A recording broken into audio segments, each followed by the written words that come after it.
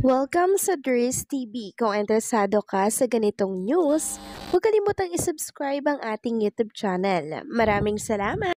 So ayun, welcome back again sa ating YouTube channel mga kakimpaw, and sa update natin ito ang pag-uusapan natin ay tungkol sa mga importanteng ganap kina Kim and syempre kay Paula Abilino. Pero bago po ang lahat, maraming salamat sa inyong patuloy na pagsuporta at pagsubaybay sa mga daily update natin. Kaya naman bilang pasasalamat, narito po mga napili kong komento patungkol yan sa naging previous update. Unang komento mula po ito kay Ginang Norma Cole. Sabi niya, "Thank you Ma'am Norma Dayag for your comment. I love it. Natamaan ang mga genius. Nakatapos nga pero bastos. Si Kim di mo makitaan ng ganoon ang attitude niya. Very humble ang idol natin kaya nga mahal na mahal siya ni Paulo. Salamat Dries, at sa iyo Ma'am Norma Dayag, I have a friend who depends our idol Kim and Paulo. God bless us all." Tama po kayo dyan, Ginang Norma Cole. Si Norma Dayag po or Ginang Norma Dayag, lagi po yang nagko-comment ng mga nakaka-good vibes din po. Kaya talaga namang nararamdaman ko at nakikita ko na yung suporta niya po kay Kim and Paula Abilino, napaka-solid po mga kakimpaw. And tama po kayo dyan, very humble po si Kim Chu. Kaya syempre nagustuhan din po siya ni Paula Abilino dahil mabait po siya. Meron po siyang ginintuang puso na hindi natin madalas makita sa ibang babae, 'di ba, or sa isang tao. 'Di ba? Si Kim Chu po kasi sobrang bait niya po mga kakimpaw. Kaya marami po talaga yung nagkakagusto sa kanya at mahal na mahal po siya ng mga taong nasa paligid niya.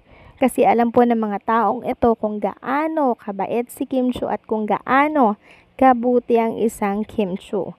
At doon pa lang po mga kakimpaw, sobrang deserve nilang mahalin at suportahan sa mga project na ginagawa po nila. Nakakatuwa lang kasi maging ang mga fans ay nahawaan po ni Kim and Paula Abilino ng kabutihan. Sila po ang dapat tularan at maging huwaran ng ating mga kabataan ngayon. So maraming salamat sa komento, Ginang Norma Cole. God bless po sa inyo and mag-iingat kayo palagi.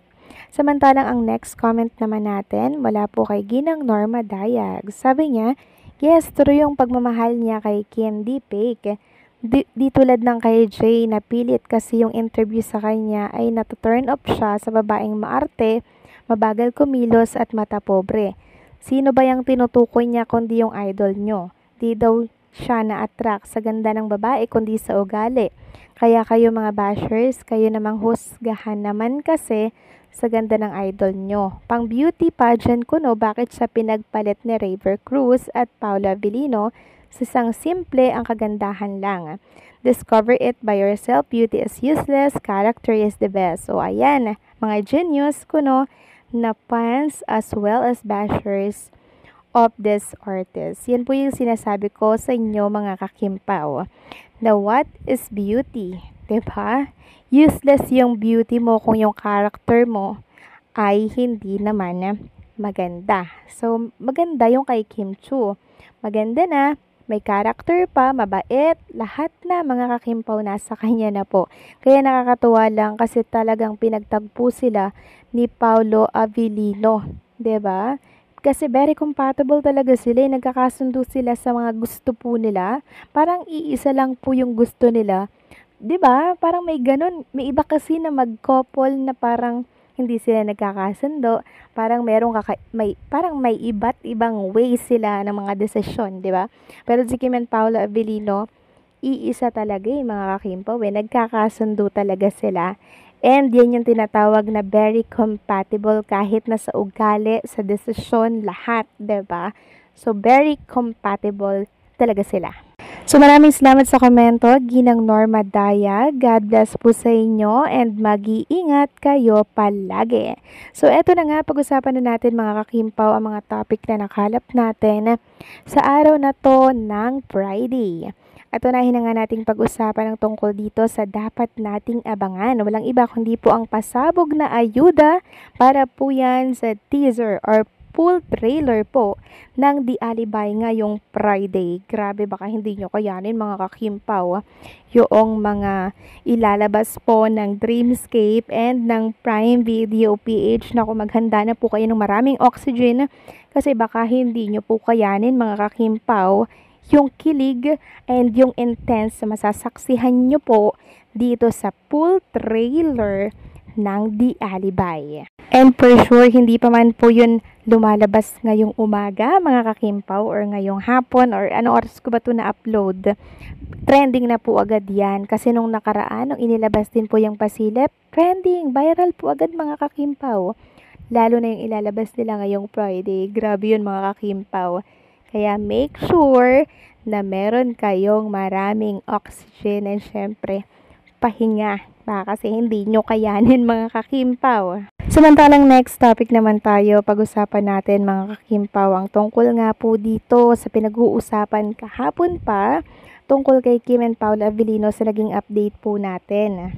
May in-update po kasi tayo tungkol kay Kim and Paula Avellino na kung saan meron nga pong nakakita na sobrang sweet ng pinasok po ni Paula Avellino si Kim Chiu doon sa isang house tapos niyaka po siya, hindi ba? Ngayon, pinag-uusapan yan mga kakimpaw ngayon. Ano nga ulit yung sabi doon sa screenshot? Sabi dito, share ko lang nakakilig moments ng Kimpaw noong time may shooting sila dito sa aming lugar. While on cut pa sila, nasa loob ng bahay si Kim Chiu nang biglang pumasok si Pao at biglang niyakap si Kim. Ay, sabi pa ng dalagitang nakakita, huy, naglablab sila. So, ito po yung pinag-uusapan ngayon mga kakimpaw nung pumutok po ito kagabi sa update natin, 'di ba? Marami pong nagsasabi na tila baga ang galawan po ni Kim and Paula Avellino ay pang magjozawa na po mga kakimpaw. Para bang si Paula Avellino ay tumatayong asawa na po ni Chinita Princess sa kanyang mga kilos, sa kanyang mga asta. Base po yan sa mga nakikita po ng mga taong nakapaligid po sa kanya. Example na lamang po ito. Biglang pumasok sa isang house na kung saan nandun si Chinita Princess tapos niyaka po si Kim Chiu. 'Di ba? So mag-asawa po mga kakimpaw yung galawan nilang dalawa. So nakakatuwa lang 'di ba? Kasi ang dami po nilang napapakilig sa mga simpleng ganap na ganito. And hindi natin to malalaman kung hindi po ito i-share ni Mary Joy sa kanyang Facebook account. Kaya credit po sa kanya. Siya po talagang nag-post niyan mga kakimpaw. Maraming salamat sa kanya kasi talagang sinashare niya lahat ng ganap kay Kim and Paula Avellino. Hindi niyo po alam ang dami pong napapasayang Kimpaw fans sa mga good news na binibigay niyo po sa aming mga fans. And hopefully, wag po kayong magsawa sa pagbibigay po ng mga ayuda for Kim and Paula Avellino. Kasi napakalaking tulong po nito para maging masaya po ang lahat ng mga nagmamahal kay Kim and Paula. So anong sa inyo dito mga kakimpaw? Please comment down below.